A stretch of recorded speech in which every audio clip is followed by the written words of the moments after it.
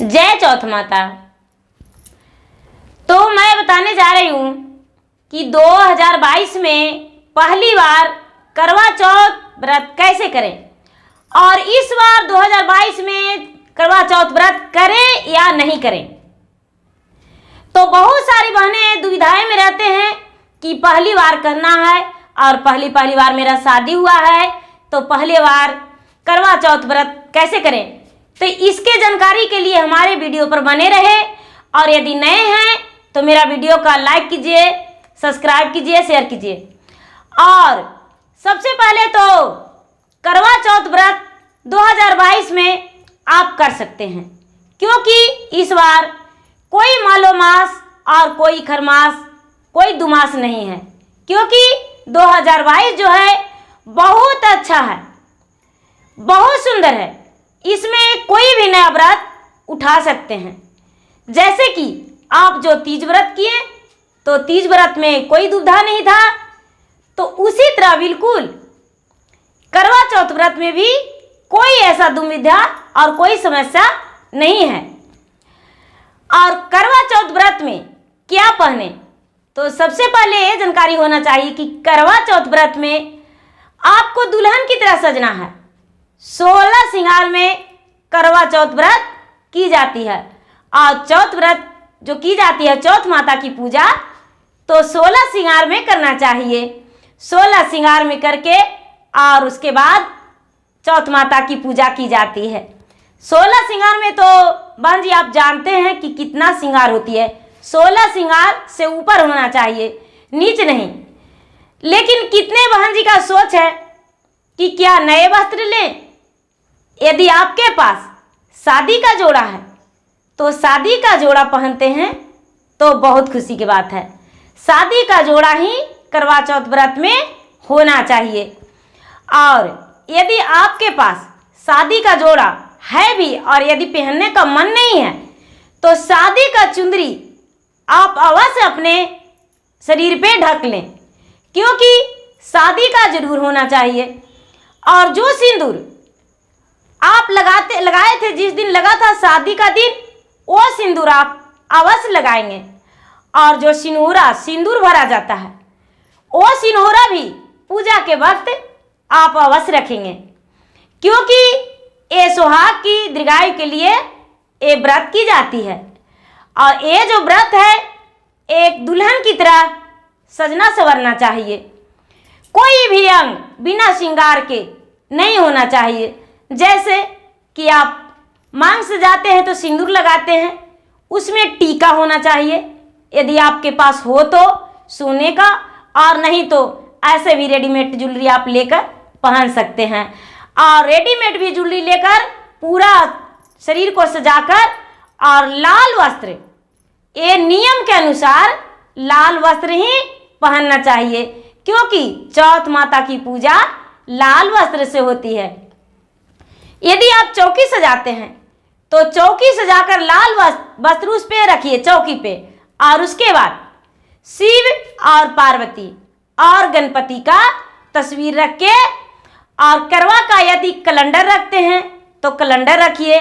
या तो चावल से आप बनाते हैं जमीन पे तो जमीन पे भी बना दीजिए या दीवार पर भी बना सकते हैं। और जो करवा रखते हैं तो टोटी वाला करवा रखिए, जो कलश, तो एक कलश में आप फल भी भर सकते हैं। और यदि आपका पास कोई वैसा सामान हो पकवान तो वो भी रख सकते हैं। और एक में जल, जो चौथ माता के अर्घ देते हैं तो अर्घ जो होना चाहिए, लोटे में जल लेकर अर्घ देते हैं तो लगातार अर्घ देना चाहिए, पानी रुक रुक के नहीं। इसीलिए उसमें जो अर्घ देते हैं तो लगातार गिराते हैं, इसीलिए उसे टोटी वाला होना चाहिए।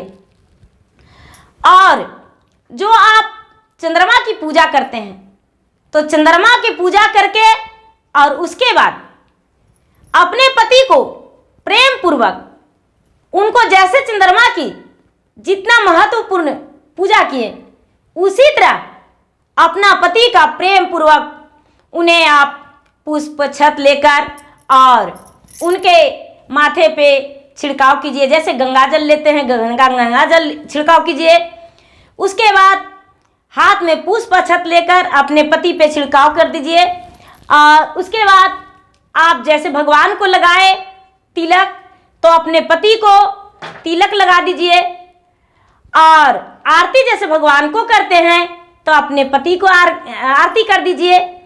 और पति का पूजा पाठ करके, और उसके बाद जो आप चांद देखते हैं चलनी से, तो चलनी सबसे पहले चांद देखिए और उसके बाद अपने पति का मुखड़ा देख लीजिए। और उसमें जो जोत जलाते हैं, तो जोत जो जलाते हैं तो पहले चांद को देख के उसके बाद पति को देखा के, और जो पति आपको उस वक्त वहां पे उपस्थित हैं तो पति का मुख देखकर, और उसके बाद ही आपको पति जल पिलाएंगे और कोई ऐसा चीज आपको खिला देंगे। मीठा होना चाहिए, ये नहीं कि आप नमक खा लें, नहीं, मीठा चीज ही आपको पति आपको खिलाएंगे। और सबसे पहले ये जानकारी होना चाहिए कि आप जो व्रत रखे हैं, आप व्रत रखे हैं तो जो पीरियड में है वो भी व्रत रख सकते हैं, लेकिन जो पीरियड में है पहली बार वो व्रत रख सकते हैं, लेकिन पूजा नहीं करेंगे, क्योंकि पूजा तो अशुद्ध हो जाती है, इसीलिए पूजा नहीं करना चाहिए। इस बार जो है आप व्रत रख लेंगे तो अब की बार में आप यदि सही रहेंगे तो आप प्रेम पूर्वक चौथ माता की पूजा कर सकते हैं। और नहीं तो हो सकता है कि आप इस बार नहीं किए व्रत तो अभी अगला साल में भी आप व्रत नहीं कर पाएंगे। ऐसा कोई जरूरी नहीं है, इसलिए जो पहली बार हैं और वैसा परिस्थिति है आपके पास तो आप व्रत रख सकते हैं। और जो व्रत किए हुए हैं, जो पहले से करते आ रहे हैं, और यदि पीरियड में है तो व्रत करके और पूजा दीदी आप नहीं करेंगे, क्योंकि पूजा नहीं करना चाहिए। लेकिन पूजा नहीं भी किए हैं, लेकिन अपने पति के हाथ से ही व्रत तोड़िएगा, क्योंकि अपने से लोटा में उठाकर जल नहीं पीना चाहिए, पति का हाथ से ही व्रत तोड़ाना चाहिए। और एक करवा चौथ व्रत का नियम यही है।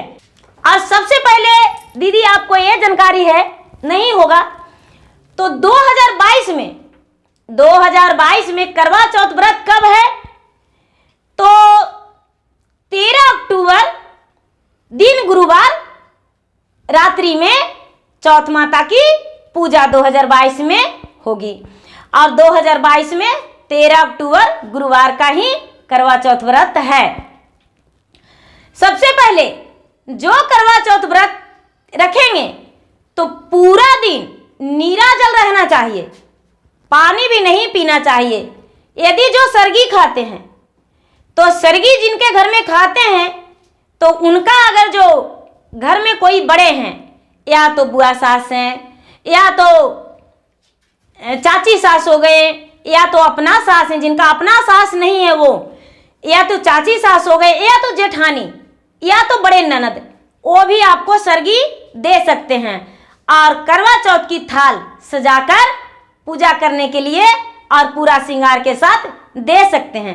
यदि वो नहीं दे तो आप खुद से अपना सारा सामग्री लेकर और पूजा कर सकते हैं। लेकिन चौथ माता की पूजा में पूरा श्रृंगार जरूरी होना चाहिए पूजा के समय, क्योंकि इससे सुहाग बढ़ता है, क्योंकि सुहाग के लिए ही तो सब लोग पूजा करते हैं। और यदि श्रृंगार नहीं रखते हैं तो पूजा से क्या फायदा।